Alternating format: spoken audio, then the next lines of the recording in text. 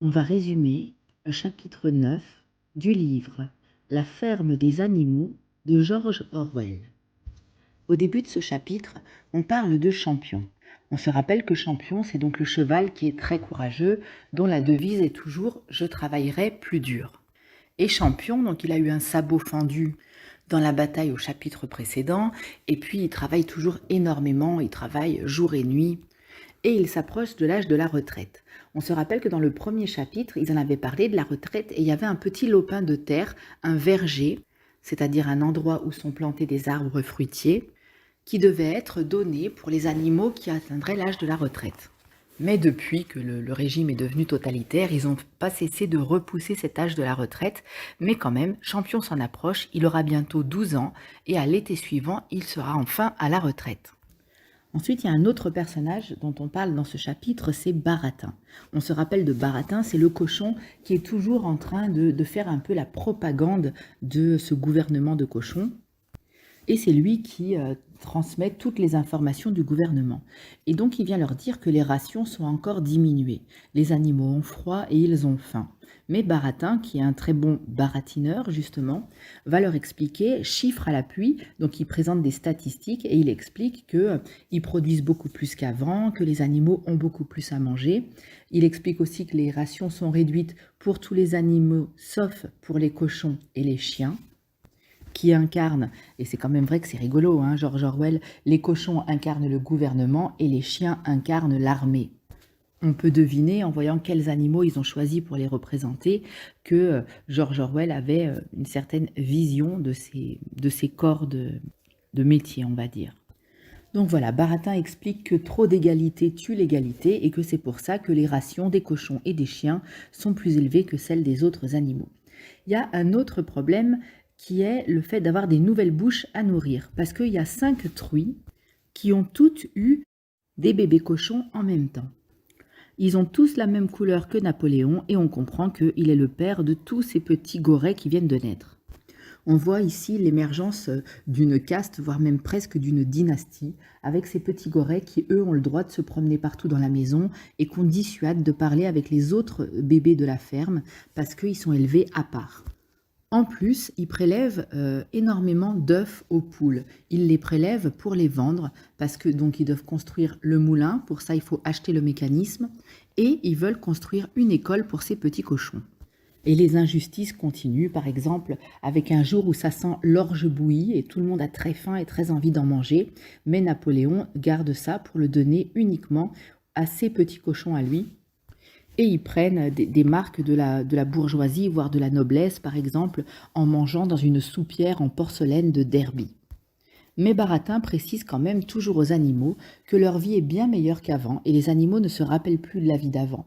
Et il leur dit « parce que maintenant vous êtes libres et ça fait une grande différence ». Et évidemment, c'est ironique. George Orwell, il dénonce quelque chose parce que les animaux, maintenant, ils sont sous un autre joug, sous le joug de leur gouvernement tyrannique. Ils ont froid, ils n'ont pas à manger, ils ont moins de droits qu'avant, mais ils ont soi-disant une liberté qui en réalité est un mensonge. Ils ne sont pas du tout libres, ils obéissent à Napoléon. D'ailleurs, par rapport à la liberté, pendant leur temps libre, ils sont incités à faire des manifestations spontanées, c'est-à-dire à aller manifester dans les rues pour chanter 4 bons, 2 pattes pas bons. Et évidemment, qui est-ce qui suit le plus ces manifestations spontanées, qui ne sont pas du tout spontanées, et d'ailleurs les animaux, ça les fatigue de faire ça, ce sont les moutons qui sont connus pour être des animaux suiveurs. La ferme des animaux passe une république, donc il faut élire un président, et ce qu'ils font, c'est qu'il n'y a que Napoléon qui se présente, et donc c'est Napoléon qui est élu. Ils continuent toujours à porter atteinte à l'image de Boule de Neige, les cochons, en faisant courir la rumeur que l'attaque des humains a été préméditée par Boule de Neige. Et évidemment, les autres animaux, les plus vieux, ils disent « mais on se rappelle bien que Boule de Neige, il avait combattu avec nous, qu'il avait été mordu, etc. » Et ils arrivent encore une fois à retourner la réalité et à faire croire à tout le monde que Boule de Neige était dans le camp des humains. On a un passage express de Moïse. Alors je ne sais pas si vous vous rappelez de Moïse, on l'avait vu au début du livre, c'était le corbeau qui représentait les religieux. Et lui, il arrive et Orwell le décrit comme étant fainéant, qui ressasse toujours les mêmes rengaines. Mais quand il arrive cette fois et qu'il leur parle encore une fois d'un monde où la nourriture est à volonté, etc., qui contraste avec la peine que vivent les animaux sur cette terre, il fait quand même quelques adeptes chez les animaux, et cette fois, le gouvernement des cochons ne le chasse pas. Ils attendent simplement qu'il s'en aille. Et on arrive à la dernière partie de ce chapitre qui est un véritable drame. Champion a un accident, il s'écroule en travaillant parce qu'il cumule le travail, il fait le travail qu'on lui impose et en plus il a un grand sens des responsabilités, donc il décide de rentrer l'herbe, etc. Et il tombe inanimé sur le sol, mort d'épuisement. Enfin pas mort mais extrêmement épuisé. Donc tous les animaux accourent avec en tête Liseron, sa femme, et Benjamin, l'âne, qui est son grand ami. Champion est dans un état catastrophique et les animaux le ramènent à la ferme et se mettent à veiller auprès de lui, Liseron restant à ses côtés à chaque instant pour essayer de lui faire reprendre un peu des forces, il est complètement en train d'agoniser. Et alors, Napoléon intervient avec beaucoup de compassion en disant qu'il va faire soigner Champion. Et pour le faire soigner, il va l'envoyer chez les hommes parce que c'est là-bas qu'il y a des vétérinaires et qu'on prendra grand soin de lui. Les animaux ne sont pas contents parce qu'ils n'ont pas eu ce genre d'habitude et ils aiment que leurs proches, les malades, les mourants restent auprès d'eux. Mais devant l'insistance de Baratin qui explique à quel point ce sera bien meilleur pour lui d'aller se faire soigner à la ville, ils finissent par accepter. Mais ce qui se passe, c'est que quand tout le monde est parti travailler et que Champion est seul, c'est à ce moment-là qu'il y a un camion qui vient enlever Champion. Donc les animaux croient à un kidnapping, ils se mettent à courir et ils hurlent « Champion, Champion !» Napoléon leur fait dire « Mais vous inquiétez pas, ils partent pour le soigner ». Alors les animaux disent « Au revoir, reviens-nous vite, guéris bien ». Et Benjamin, l'âne qui sait lire, il se fâche, il dit « Mais enfin, est-ce que vous êtes naïve, est-ce que vous êtes stupide à ce point ?» Il y a écrit « écarisseur » sur le camion qui l'emporte, c'est-à-dire celui qui abat les animaux dont on ne peut récupérer que les carcasses. Alors les animaux courent derrière lui, mais évidemment il court trop lentement, l'animal est en train de partir. Liseron lui crie « Sors de là, saute, il t'emmène à la mort » et le livre est déchirant à ce moment. Parce que les animaux se rendent compte qu'ils ont été trahis et que Champion va mourir dans des conditions horribles, loin des siens. Et là, on se demande s'il n'y a pas une révolution qui va éclater. Mais non, finalement, les hommes vont se soumettre, les animaux vont se soumettre à ça. Et là, ça fait aussi penser à son roman 1984, où on se dit, mais c'est pas possible, ils peuvent pas être bêtes à ce point. Et George Orwell, il a cette théorie-là, c'est que plus c'est gros, plus ça passe, et les gens les croient.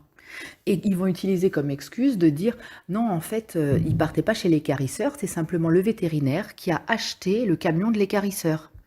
Donc, il partait bien chez le vétérinaire, dans un camion d'équarrisseur, mais c'est vous qui vous êtes trompé en imaginant qu'on allait le faire abattre. 3 jours plus tard, Baratin revient en disant qu'ils n'ont pas pu soigner Champion, qu'il est mort en ayant reçu les meilleurs soins, que ça a coûté beaucoup d'argent, qu'on a pris soin de lui, qu'il était entouré et aimé, et que les derniers mots de Champion étaient « Prenez bien soin de Napoléon ». Précisément que ces 2 derniers mots étaient « Je travaillerai plus dur » et « Le camarade Napoléon a toujours raison ». Et la réaction des autres animaux de la ferme, c'est d'être soulagés.